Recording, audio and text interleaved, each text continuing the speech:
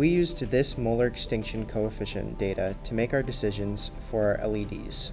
For a heart rate monitor, we want to use 2 LEDs using guidelines to efficiently calculate the SpO2 level.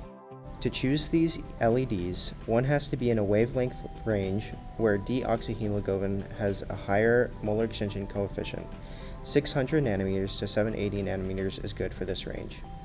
Then another that is in a range where oxyhemoglobin has a higher molar extinction coefficient. For this, 800 nanometers to 1000 nanometers is a good range. Using these guidelines, we chose a red LED that emits a wavelength of 644 nanometers and an IR LED that emits a wavelength of 850 nanometers.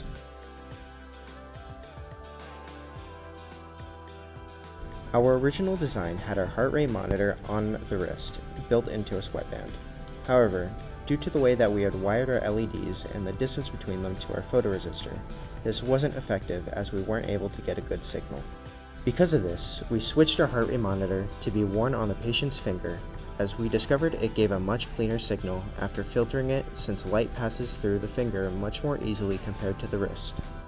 This allows for both the patient and the person who is delivering the diagnosis to get a better and much more recognizable view of the signal. Moving on, our heart rate monitor probe is attached to a box that contains the primary wiring, potentiometers, and resistors for the system.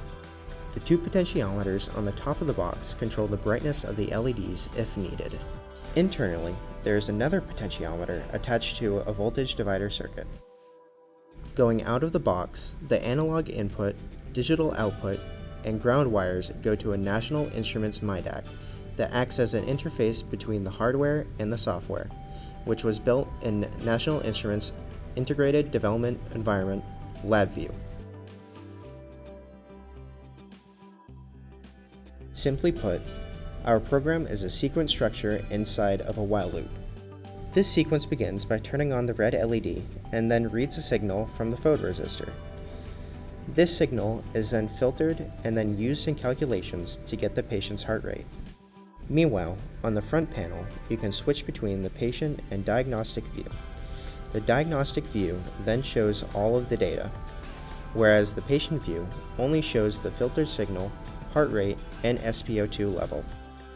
Back on the block diagram, the next step in the sequence turns off the red LED and turns on the IR LED.